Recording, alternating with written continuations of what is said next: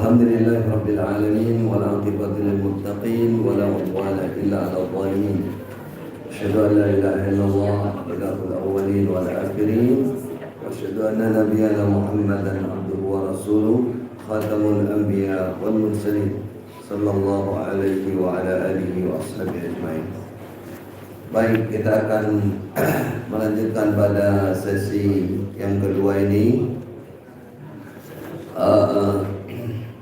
hadis-hadis tentang perbaikan hati, kaitannya dengan bagaimana kita mentarbiyah, melatih hati kita menjadi hati yang lebih baik di mata Allah maupun di mata manusia dengan keikhlasan yang tinggi.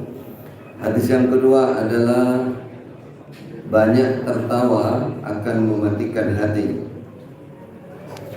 Nabi Hurairah qala Abi Hurairah qala Rasulullah sallallahu alaihi wasallam, Rasulullah bersabda, la tuksiru, janganlah kalian memperbanyak ad-dhahika, tertawa. Kenapa? Fa inna kasratad dhahik, sesungguhnya banyaknya tertawa tumitul qalba, mematikan hati. Tertawa yang dimaksud di sini ad-dhahik itu tertawa yang bersuara tapi tidak didengar dari jauh. Kalau yang didengar dari jauh itu namanya qahqaha, terbahak-bahak. Bahasa Arabnya qahqaha. Kalau dhahik ini bersuara, buka mulut, tapi ya normal aja, tidak sampai ngakak. Kalau semua namanya dhahik. Jangan memperbanyak. Kalau dhahiknya saja nggak boleh, apalagi terbahak-bahaknya. Kenapa? Kalau banyak tertawa, itu hatinya mati. Hati yang mati itu hati yang tidak bisa diisi dengan kebaikan. Ada nasihat gak masuk, gak sadar-sadar, gak berubah-ubah. Ya. Susah dimasuki kebaikan, susah berubah dari penyakit-penyakit keburukan. Pertanyaannya sekarang, kalau senyum, boleh gak banyak senyum? Dimotivasi oleh Nabi, tabassumu kali akhika shadaqah. Berarti senyum itu dimotivasi, karena itu shadaqah.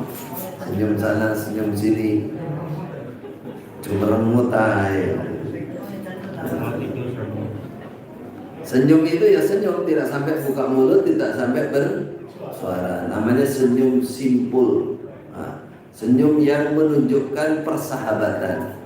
Ada senyum itu senyum sinis, itu nggak boleh juga. Senyumnya senyum persahabatan, persaudaraan. Nah, senyum itu jangan diremehkan. Itu harus berguru, harus berlatih. Orang kalau salah senyum dikira sinis sama orang. Apalagi rotok mencucu, ngenyak itu malahan.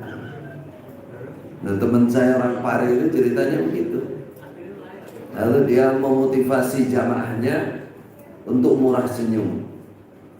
Berapa hari berikutnya ada yang laporan ke dia, Mas, saya kok malah digeding kalau ngomong. Tapi iya mau senyum. Harus tahu lah. Lo kok anak mencuci nih, lo ben genah senyum lo ya. Mencuci ngomong ya dikira. Kira marah kamu, malah dibenci orang apa? Jadi senyum yang benar. Kalau itu sunnah, itu ditarget senyum yang benar, kalau senyum. Tapi kalau tertawa terus, apalagi terbahak-bahak, ya, itu jangan diperbanyak, karena itu mematikan hati. Kenapa kok hati mati? Karena itu, karena hatinya itu jauh dari Allah.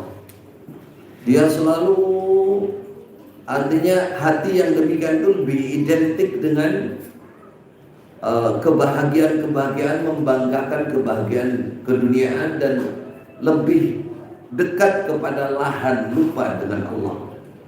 Ya, coba banyak orang tahu apa tuh yang diketawakan. Nah, mesti guyon-guyon kan gitu. Orang yang lucu, tertawa. Ada cerita apa, ngomong apa, ketawa lagi, guyu meneh. Itu menunjukkan hati ini tidak khusyuk. Hati ini tidak dekat dengan Allah. Akhirnya apa? Akhirnya hatinya mati. Kalau hati sudah mati, bahaya. Dia satu, tidak bisa diisi kebaikan. Yang kedua, al-qalbu, dibalik oleh Allah hatinya.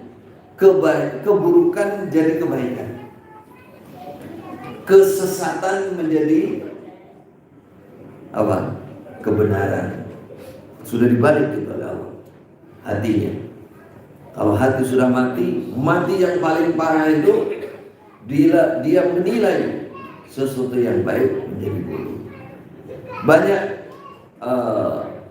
ciri-ciri hati yang mati. Contohnya sudah tidak punya kepedulian lagi, nggak peduli dengan orang, pas saudara, pas siapa, pada orang perlu dibantu, perlu ditolong, nggak ada welase. Kalau no welase itu contoh hati yang mati.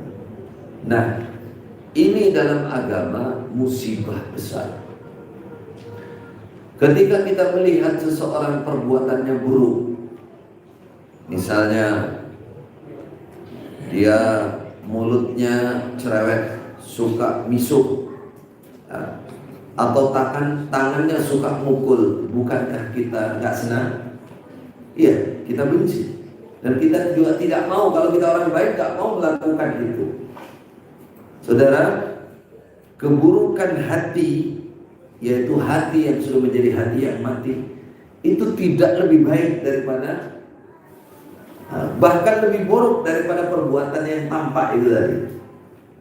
Maka hindari penyebab ketidakbaikan itu. Yang saya maksud contohnya gini, kita punya teman, misalkan gambarannya, dilingnoy malah muring-muring senangannya, padahal dia salah. Diingatkan, kan kita menilai dia jadi mau apa tahu, mau aku welas dengan dia, saya ingatkan dia supaya dia lurus. Sama dengan ketika kita mengingatkan saudara tua kan gitu. Nah, malah balasannya malah nggak baik, misalnya jengkel kan kita, itu namanya perbuatan buruk. Nah, ketika hati orang itu mati, bisa dengan bahasa kata orang jatuh wangkot, keras, itu lebih buruk daripada sikap yang tampak ini. Nah, di sini Rasulullah mentarhib, bukan mentarghib, menjauhkan kita jangan sampai memiliki hati yang mati. Apa salah satu penyebabnya? Banyak tertawa. Bagaimana solusinya supaya hati tidak mati? Ini kebalikannya. Kalau ini kan yang menyebabkan hati mati. Supaya hati tidak mati, ini balik saja. Jangan banyak tertawa, tapi banyak apa? Banyak menangis. Menangis karena apa? Karena dekat dengan Allah, karena ingat hari kiamat, ingin selamat besok di hadapan Allah, hanya ingin pertolongan Allah, merasa banyak salah, banyak kekurangan yang harus saya hindari, yang harus saya tobati atau yang belum saya tobati kepada Allah Subhanahu wa ta'ala. Itu apa kata Rasulullah? Ketika Rasulullah mendapati para sahabat terlalu banyak guyonan, guyu ketawa-ketawi terus, apa kata Rasulullah? Aksiru dzikra hadinil ladzat. Perbanyaklah kalian ingat penghancur kelezatan dunia ini. Ingat mati. Wong nek eling mati insyaallah ora iso guyu. Nah, itu obatnya. Membuat hatinya dulu hidup. Hatinya bisa menerima kebaikan, hatinya bisa bersih dari dosa-dosa. Nah, kalau hati sudah hidup, kembali ke dalil pertama tadi, maka gerakan badannya ini akan hidup, akan baik pula. Dibalik kalau hati sudah mati, maka buruk hatinya, maka perbuatannya juga akan ikut buruk.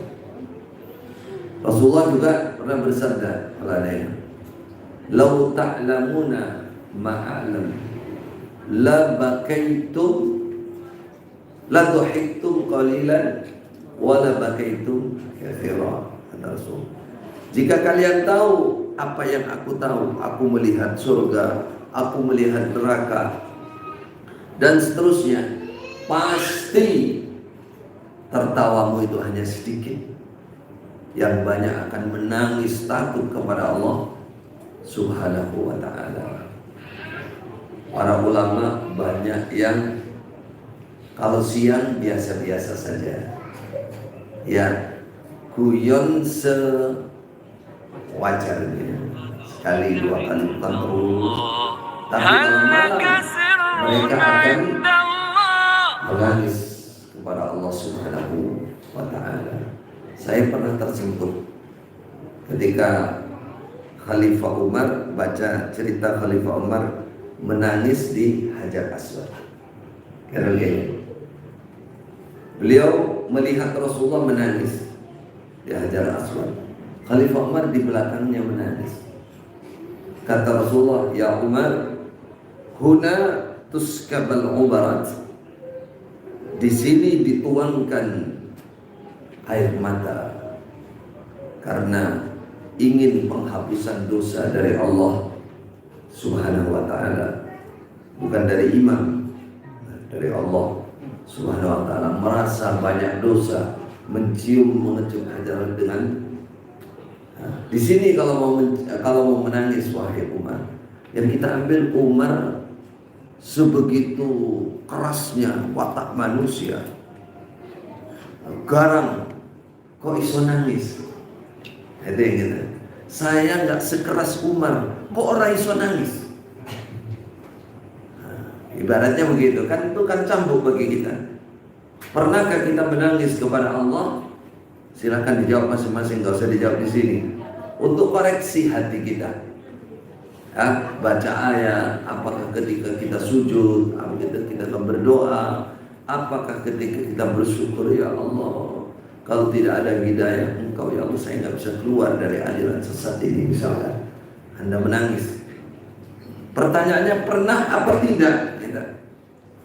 Nah, ini sebagai kebalikan dari mafhum, makna tersirat dari hadis ini. Banyaklah menangis, banyaklah khusyuk kepada Allah agar hatinya hidup. Jangan banyak guyonan, banyak ketawa, ya, makanya dalam hadis sampai ada di Abu Daud ini, ya, termasuk orang yang dilaknati atau dosa besar ketika seseorang mengarang cerita liyudhika bihi qauman, supaya membuat orang lain tertawa. Jadi profesi para pelawak-pelawak, profesi yang suka melucu-lucu itu, kalau dai itu malah terkenal itu. Nah, tinggal dilihat dia ceritanya dusta apa beneran. Nah, itu. Kalau dusta itu menyebabkan hati itu mati. Masih ingat kalau di Jokam dulu yang paling disenangi kalau nerobos banget, pengebos muda-mudi kan dari Solo kan? Kaifa haluk tayyibun atau tayyibin? Kenapa coba? Kenapa coba? Jawabannya lucu dan jorok. Nah, joroknya itu yang itu nggak mungkin menghidupkan hati. Sudah pasti benar Rasulullah. Banyak tertawa apalagi isinya dusta, itu mematikan hati, bukan? Loh, itu tambah paham ya jamaahnya. Ya berarti itu kematian hati karena doktrin itu. Doktrin itu ya. Itulah yang perlu kita jaga, saudara. Ini terhib dari Rasulullah. Jangan banyak tertawa, jangan banyak. Hadis ketiga, An Abi Hurairah an Rasulullah sallallahu alaihi wasallam qala, "Innal 'abda idza akhta'a khati'atan, sesungguhnya seorang hamba ketika dia melakukan kesalahan, khati'atan sebuah kesalahan, nukitat fi qalbih, maka dititik di dalam hatinya, nuktatun sebuah titik, titik sauda hitam. Sebuah kesalahan, sebuah dosa, satu titik hitam. Faidha huwa naza'a, ketika dia mencabut, ini makna dari taubat. Mencabut itu tidak mengulangi, dia berhenti. Mencabut dosa, tidak mengulangi, dia berhenti. Wastaghfara, dan dia mohon ampun. Kepada siapa? Kepada Allah, nggak perlu dipersaksikan, kepada Allah. Lalu wataba, apa makna? Kembali kepada Allah. Kembali itu orang menentang Allah itu sama dengan pergi jauh, domba yang sesat. Pergi jauh. Taba, balik kepada Allah. Iya ya Allah, saya ingin sujud lagi, saya ingin dekat dengan Engkau, saya ingin pengampunan Engkau, saya sholat lagi. Sukila qalbuhu, maka dibersihkan hati dia. Maka dibersihkan hati dia. Ini yang diambil, saudara. Rasulullah memotivasi untuk naza'a wastaghfara wa taba, agar hatinya bersih. Soalnya kalau hati sudah titik hitam, tadi ujungnya tadi penuh dengan dosa, dia akan mati hatinya, kotor hatinya. Maka segera dibersihkan. Berarti harus memperbanyak apa? Istighfar, memperbanyak taubat kepada Allah Subhanahu wa taala. Rasulullah mengatakan apa? Wahai manusia, hamba Allah, tubu ilallah, bertobatlah kepada Allah. Fa inni tubtu, aku bertobat kepada Allah sehari semalam 70 marrah, 70 kali. Aku istighfar, mohon ampun kepada Allah sehari semalam minimal 70 kali. Karena kembalikan ke kita berapa kali? Padahal Rasulullah dosa yang awal dan yang akhir sudah diampuni. Liyaghfira lakallahu ma taqaddama min dhanbik wa ma ta'akhkhar. Lalu dosa apa lagi yang diharapkan diampuni oleh Allah? Perhatikan, pengampunan itu derajat. Walaupun kita tidak punya dosa, tapi Allah meridhai kita, memaafkan kita, maka itu satu martabat tinggi di hadapan Allah. Ketika kita tidak punya salah sama seseorang, lalu orang itu mengatakan, aku gak pernah tidak meridai kamu, aku selalu menyayangi kamu, salah mustak ngapura kabeh. Berarti ini orang khusus, bukan orang biasa. Kaya apa yang balas? Walaupun dia gak mengungkapkan, berarti dia orang khusus. Begitu gambaran pengampunan, saudara. Tapi siapa di antara kita yang bersih dari dosa? Tidak ada. Yang selamat dari dosa, kullu bani Adam khata'un. Jika Rasulullah yang sudah bersih saja memotivasi kita untuk bertobat, maka bertobatlah. Ingat lagi, perjuangan setan adalah mengganggu manusia ini agar melakukan dosa. Tidak berhenti di situ dia. Ada tahap kedua yang dikatakan paripurna bagi setan. Kalau hanya berbuat dosa belum selesai. Masih ada tahapan finalnya. Apa itu? Membuat orang ini tidak bertobat. Entah caranya bagaimana, apa dibuat lupa, apa dibuat putus asa, wis kadung kakean dosa awakmu. Wis kadung nyemplung wis. Padahal ketika kita berbuat salah, lalu kita bertobat kepada Allah, kesalahan itu berbalik menjadi kebaikan. Faulaika yubaddilullah sayyi'atihim wa man taba wa amana wa amila shalihan faulaika yubaddilullahu sayyi'atihim hasanat. Betapa indahnya kita menjadi orang iman. Kita tidak lepas dari sifat kemanusiaan banyak salah. Ketika kita berbuat salah, langsung kita balik. Kita cari kebaikan lewat qadar kesalahan kita. Masih ada peluang.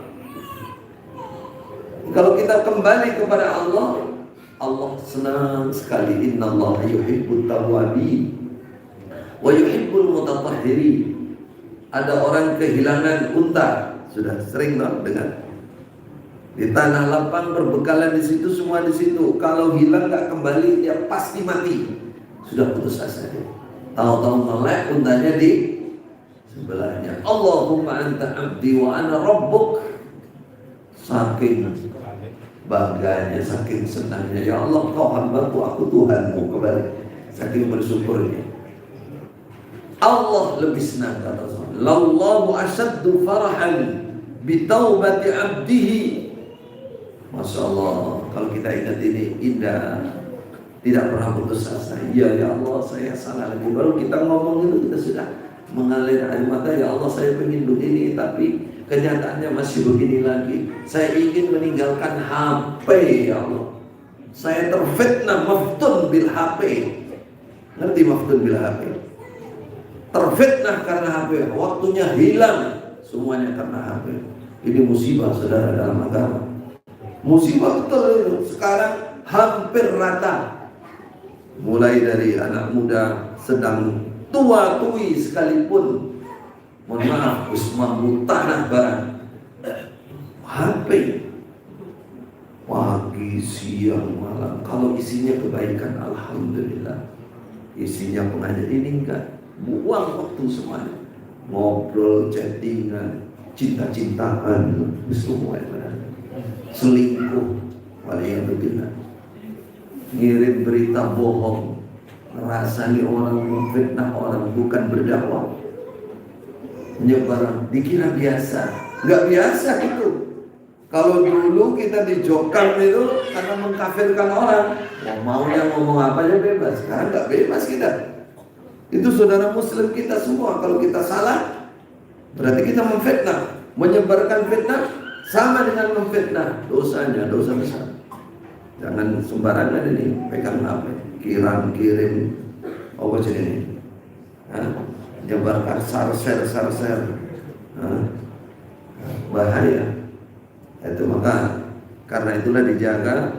Hobikan bertobat itu. Menangislah kepada Allah supaya hati kita bisa bersinar. Wa in ada zida fiha. Jika dia mengulangi, zida maka ditambah fiha titik hitam itu. Hatta ta'luwa qalbahu. Sehingga ngungkuli, menutupi penuh qalbahu, hati dia. Hitam kelam hatinya. Wa warran. Ada yang pernah bertanya begini. Lah hati itu tetap gak berubah. Udah scan di apa fotonya tetap begitu. Nah ini ghaib namanya. Kalau Anda tidak melihat itu, tidak ada perubahan kok sama, padahal banyak dosanya. Kita scan ya, tak bawa ke dokter, tak suruh moto ini hatiku. Dan dulu begitu, pakai dosa yang tutupnya ini. Ini ghaib berarti. Kalla bal rana ala qulubihim maka lo yaksibun. Wa huwa ar-ran. Titik hitam itu adalah arwan, kotoran. Alladzi yang dzakarallah, Allah telah menyebutkan, menfirmankan, kalla bal rana ala qulubihim ma kanu yaksibun. Kalla, tidak seperti demikian, jangan begitu. Bal rana, bahkan menitik hitam, mengotori ala qulubihim, atas beberapa hati mereka. Apa yang mengotori? Makanu yaksibun, perbuatan mereka yang telah diperbuat. Makanu yaksibun, apa saja perbuatan mereka. Maksudnya dosa-dosa. Baik, apa inti dari hadis ini? Hadis ini motivasi bertobat kepada Allah, yang tujuannya agar hatinya bersih. Berarti yang dituju apa? Hati yang bersih. Berarti Rasulullah bermaksud umatnya siapapun harus berusaha bagaimana membersihkan hati itu. Makanya dikenal dengan tazkiyatun nafsi, mensucikan hati, membersihkan hati. Baik, hadis keempat. Ini 40, baru dapat 4. Iya ini. Ya bismillah. Gak hadap saya lihat. Menawalah hobi. Menawalah. Hobinya menawalah. Baik. Anin Nawas ibni Sam'an. Ini jalan yang benar hanya satu. Ini tidak ada judulnya, nggak ada kaitan dengan hati. Harusnya diambil yang bawahnya. Hati adalah penasehat. Ya. Baik. Anin Nawas ibni Sam'an Al-Ansari Rasulullah sallallahu alaihi wasallam qala. Nabi bersabda, "Daraballahu mathalan." Allah telah membuat gambaran, yaitu siratan mustaqimah, jalan sirat, jalan yang panjang luas, mustaqiman, lurus. Kalau sekarang namanya tol, jalan tol panjang lurus. Tol itu tul. Wa ala jambatai sirat, dan di kanan kirinya jalan lebar panjang itu surani, 2 tembok. Ada tembok menutup. Fihima, di 2 tembok itu abwabun, banyak pintu-pintu. Mufattahatan, yang terbuka. Wa alal abwabi, dan atas pintu-pintu itu, di pintu-pintu itu suturun, beberapa korden. Ya, menutup pintu apa namanya? Dari kain? Korden, selambung. Murkhatun, yang diturunkan, ditutupkan. Jadi pintu itu sebenarnya terbuka, hanya ditutup selambung saja. Nah, banyak sekali. Wa ala babis sirat, di pintu jalan itu da'in, ada yang memanggil. Yaqulu, dia memanggil, dia berkata, ya ayyuhannas, wahai manusia, udkhulu, berarti pintu pertama ini, pintu depan sebelum masuk jalan itu, ada pintu di situ. Udkhulu sirat, masuklah ke jalan. Manusia, ayo masuk sini, ayo masuk sini. Jami'an semuanya. Wala tatafarraju, janganlah kalian menjauh atau memisai, jangan cari jalan lain. Lewat sini, lewat sini, lewat sini, lewat sini. Ayo masuk sini, masuk sini. Jangan membenggang, jangan memecah ke jalanan. Sini, sini, sini. Wada'in, ada lagi yang memanggil. Yad'u, dia memanggil. Min jawfis sirati, dari dalamnya jalan. Ada yang memanggil dari bagian dalam jalan, ya di jalan itu maksud. Faida arada, ketika dia menginginkan, yang lewat maksud. Ketika yang lewat menginginkan, yaftahu. Coba dicek mas, itu min jawfi apa min fauki? Ingat saya kok min fauki. Fauki betul. Ya. Ingat saya min fauki, dari bagian atas. Salah, saudara, ingat min fauki.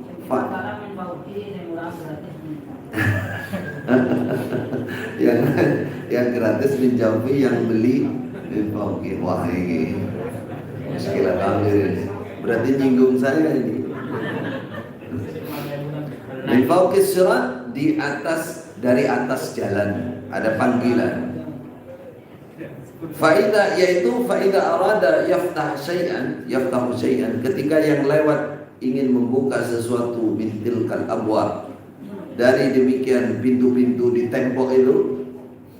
Qala, maka pemanggil yang dari atas ini berkata, Waihak, waihak.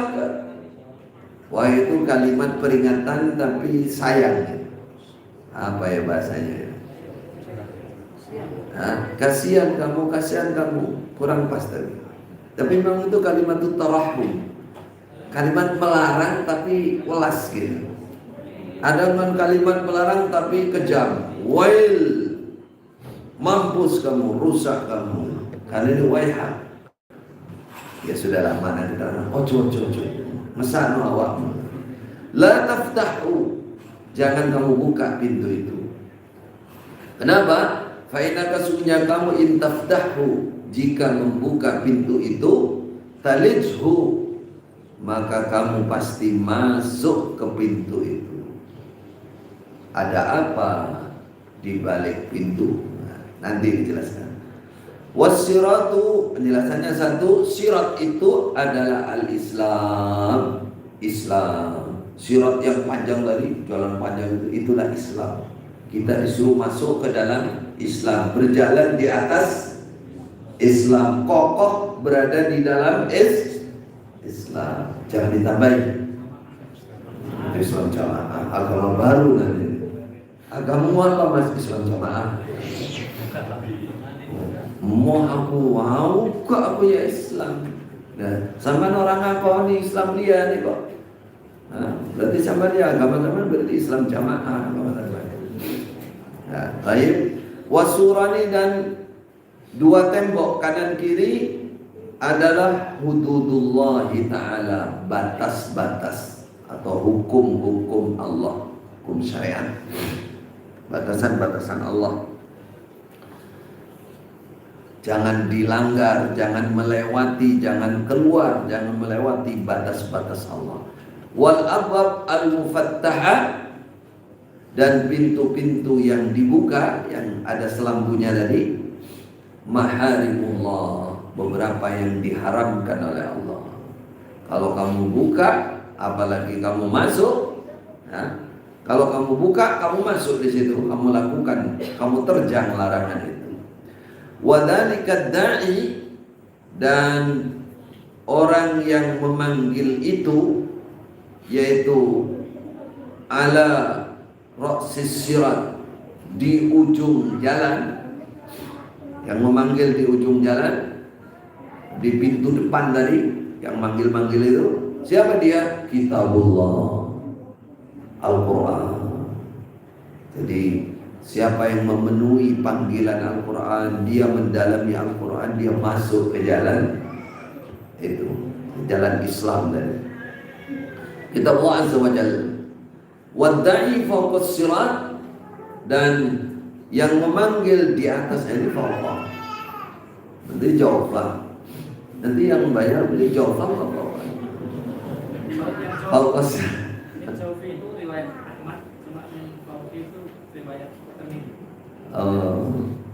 Di sini yang ditulis Rawi Ahmad ya. Wal lafdhu lahu wa Tirmidzi. Berarti boleh juga. Jadi tadi ditulis wa fi riwayat Tirmidzi min fawqis sirat. Cuman kalau sudah ada begini, kan di belakang sudah ditafsir itu. Berarti jauh juga maknanya juga atas, dalam tapi atas gitu. Karena di belakang sudah dibatasi fawqi. Namanya mufassarnya. Wadda'i fawqas sirat, dan yang memanggil dari atas jalan itu wa'idullah, penasehat Allah, pengingat dari Allah, fi qalbi kulli muslim, yang diletakkan di hati setiap orang Islam. Jadi hatinya itu bisa berbicara, bisa mengingatkan dia. Apa sih bahasanya? Eling. Kalau yang mau diperbuat itu salah, lalu mampu meninggalkan. Itu namanya hati yang salim, hati yang selamat, hati yang bersih. Di sini yang diambil saudara, bahwa setiap muslim itu asalnya dia punya hati sebagai pengingat. Sehingga dia ingat bahwa ini salah, diingatkan ini salah, ini dosa. Lalu dia mampu dengan keimanannya, dia mampu meninggalkan. Mampu meninggalkan apa yang menjadi larangan.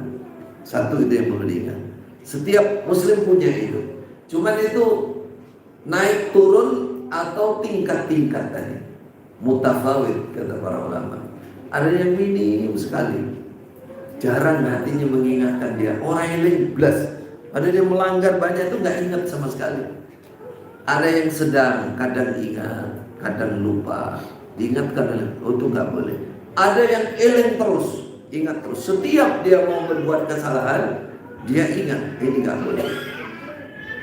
Pertama yang dibahas oleh para ulama, bagaimana supaya punya hati yang inkishaf, mukasyaf namanya.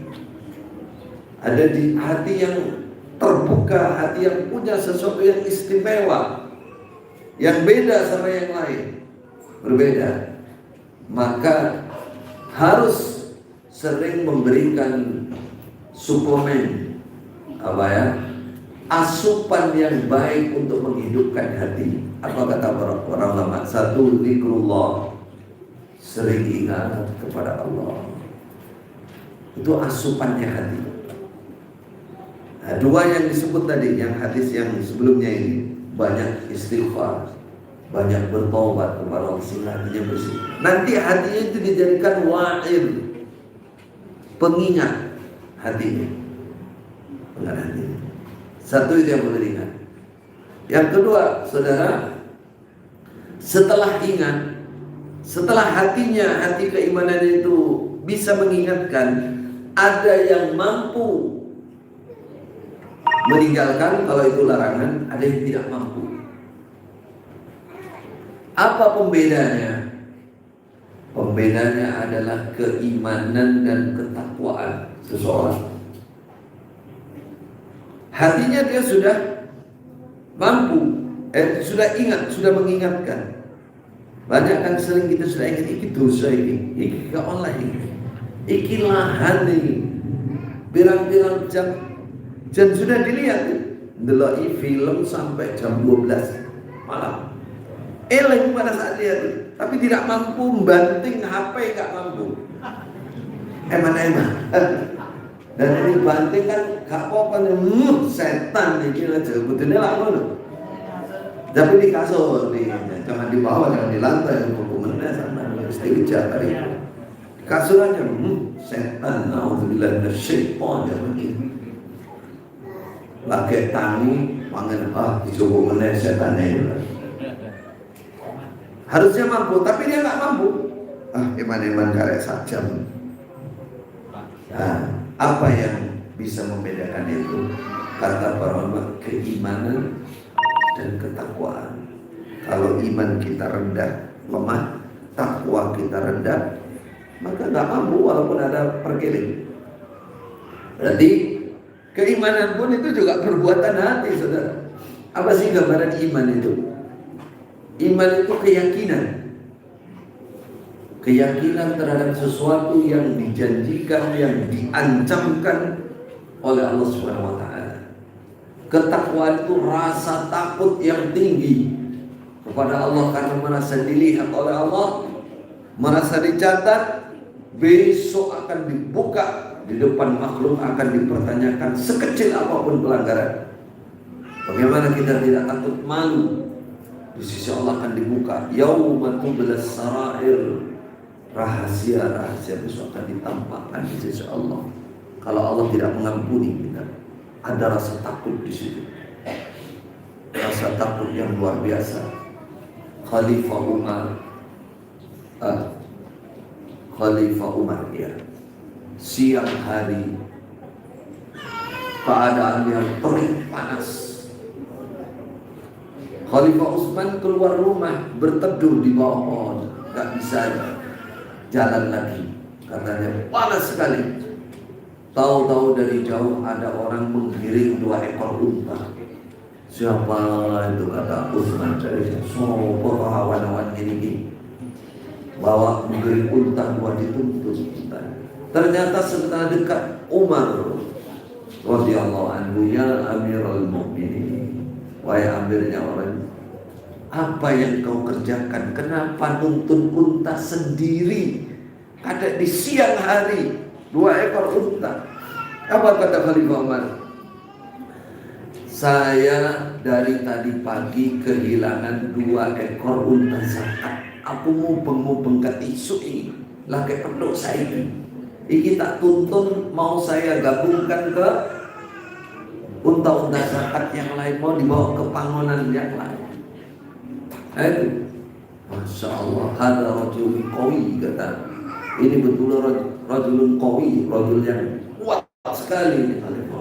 Apa kata Khalifah Umar mengatakan? Ya Utsman, wahai Utsman, khiftu, aku takut, ayyas'alani Rabbi yaumil qiyamah. Kalau Allah menanyakan aku tentang 2 ekor unta ini hilang, padahal ini tanggung jawab aku sebagai Amirul Mukminin untuk aku bagikan kepada orang-orang yang berhak mendapatkannya. Bukan ngumpulin persenan terus gak takut leha-leha, bukan. Masya Allah, kok menyinggung lagi? Ya supaya kita bersyukur kepada Allah, kita sudah selamat dari pembodohan umat ini. Masya Allah, Rasulullah mengumpulkan uang bukan untuk kemaslahatan pribadinya, bukan untuk kemegahan golongannya, bukan. Apalagi zakat 40% itu nggak halal, nggak boleh. Kalau masih banyak di bawah, di kelompok-kelompok orang yang larat, kelaparan, keberatan hutang, nggak halal, nggak boleh. Karena disebut oleh Allah pertama kali, innamas shadaqatu lil fuqara wal masakin. Itu maksudnya diprioritaskan. Ya, bagaimana mungkin di pusat makan ikan bakar, apalagi off-roadan. Saya pulang dari Mekah itu, yang saya di antara yang pertama saya istirja itu, saya ikut musyawarah pertama. Dulu sebelum saya ke Mekah itu paling telong atau teh 1 air putih. Pulang itu saudara, Masya Allah, minuman itu ada jahe, ada teh, ada jus yang berapa puluh ribu satu. Tuh, karet milih. Loh, baru musyawarah si mangan itu yang namanya apa? Ikan bakar panjang-panjang, gurame, asam pedas, asam manis, asam urat. Saya gede-gede nggak berani saya makan, saudara. Betul. Ya Allah, ini wis njupui persenan wis gak bener tadi mangan kau ini. Saya dari rumah itu kan, kalau musyawarah setelah pulang dari Mekah, sebelum ya saya nggak tahu, ya makan aja. Bawa air sendiri, itu tanya istri saya, bawa aqua sendiri, kadang bawa buah sendiri dipotong-potong makan. Gak berani, takut. Jadi ini yang saya maksud seperti ini, saudara, perbaikan hati. Apa yang membedakan seperti Khalifah Umar tadi? Khalifah Umar itu Masya Allah, tingkatannya mengapa menjadi orang terbaik kedua? Semua jawabannya karena di sini, yang ada di sini, ketakwaannya, kehusyuannya. Begitu pula Khalifah Abu Bakar. Para ulama mengatakan, sebenarnya kalau dia la li kasratis siyam wala li kasratis shalah wala li kasratis sadaqah. Kenapa Abu Bakar menjadi manusia terbaik di umat ini? Bukan karena banyak sholat, bukan karena banyaknya puasa. Mungkin sholat kalah sama Abu Dar, kalah sama Abu Darda, sampai istrinya ditinggal Mu'arid sama Mu'ad bin Jabal. Lunggu, ujungmu diurusi, udah sholat deh. Mungkin kalah sama Abu Darda, kalah sama Abdullah bin Amr bin As, di mana yang puasa setiap hari itu, kalah oleh Abu Bakar. Yang membedakan apa? Isi hati, ma waqara fil qalbi, akidah, ketakwaan, rasa dekat dengan Allah. Itu yang membedakan. Marilah kita perbaiki, saudara. Ini wa'id fil qalbi. Punyalah, bikinlah atau usahakanlah hati kita menjadi penasehat dari dalam. Ya. Hadis kelima. Al-Abi dari Nabi sallallahu alaihi wasallam annahu. Sungguhnya Rasulullah berkata, ya Abu Dzar, hai Abu Dzar, atara kasratul mali wal ghina? Kasrata harusnya. Adakah kamu berpendapat kasratul mali? Kasrat apa? Kasrat yang beli. Alah harta. Kok tahu ya? Lo mangkulin ngono ora. Bahasa Arab ngono muli dan luar. Yo maf'ul wa jelas maf'ul. Kasratul mali. Itulah jawaban zaman dia. Mangkulin ngono muli. Kasratul mali, banyaknya harta, wal ghina, itu adalah kekayaan.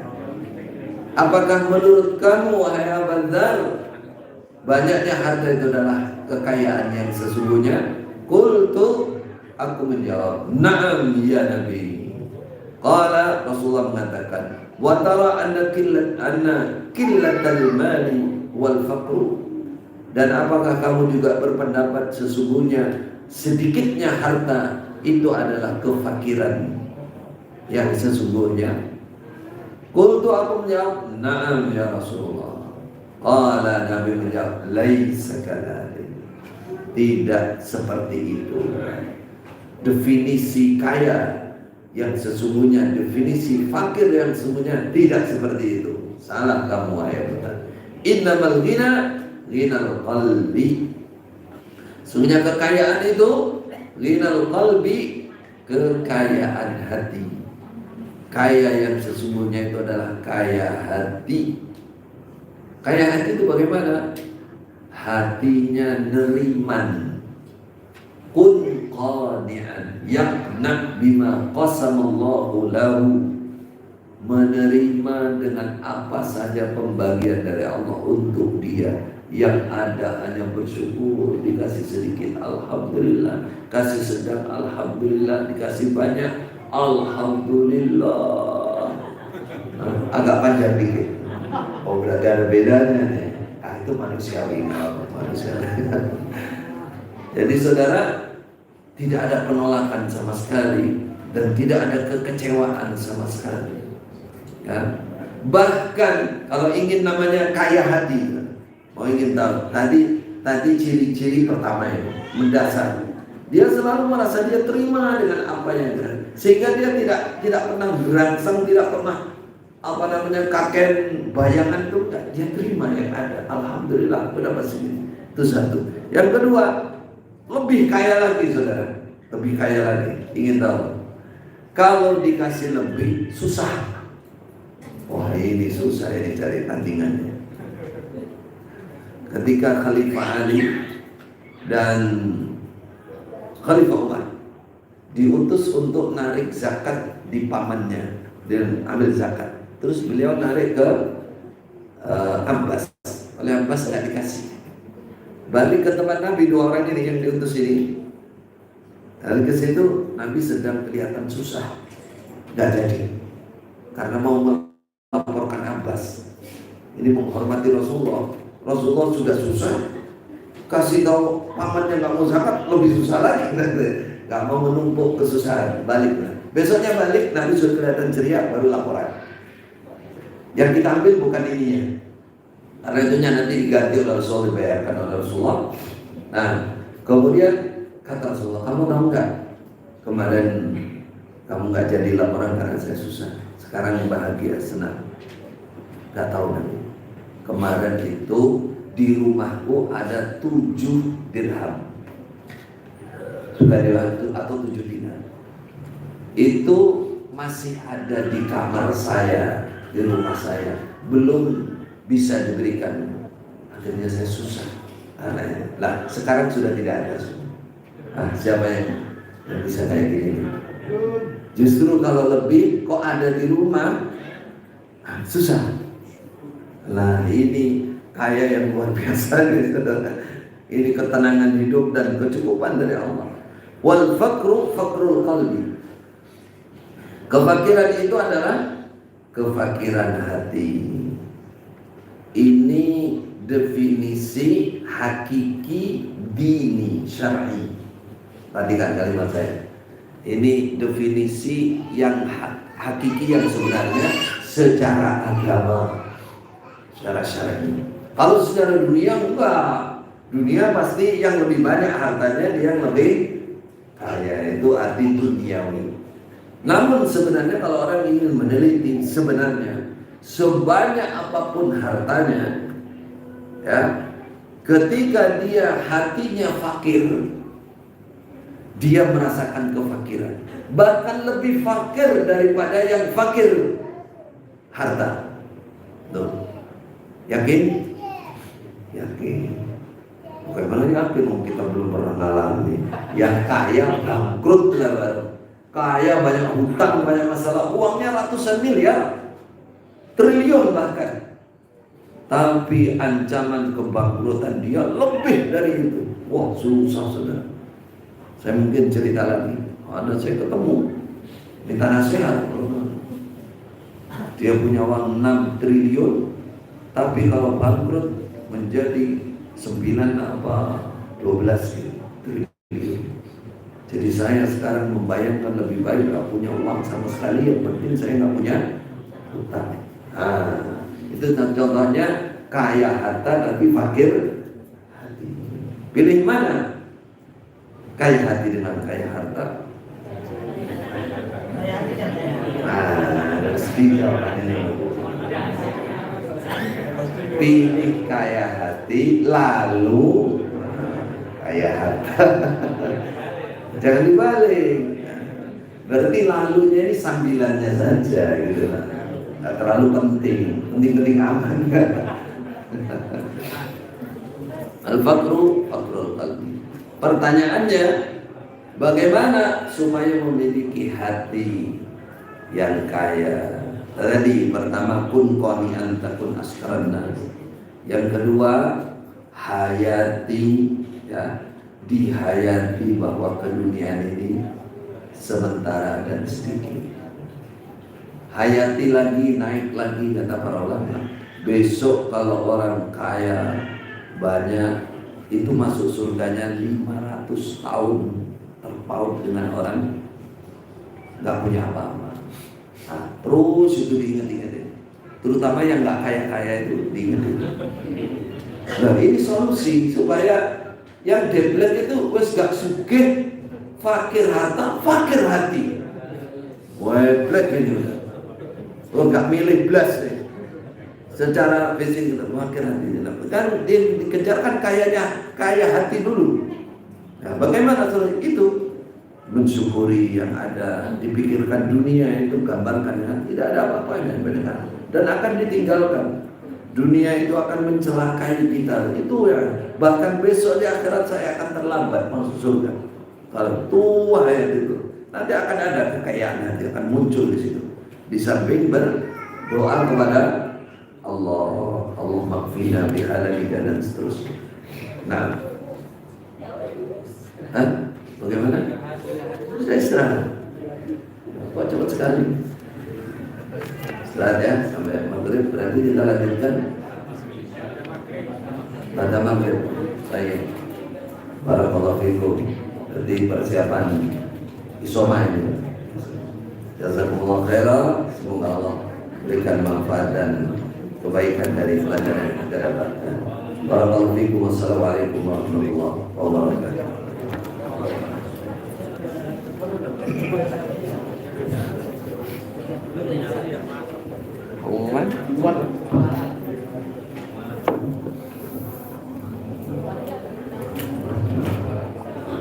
Pengumuman ini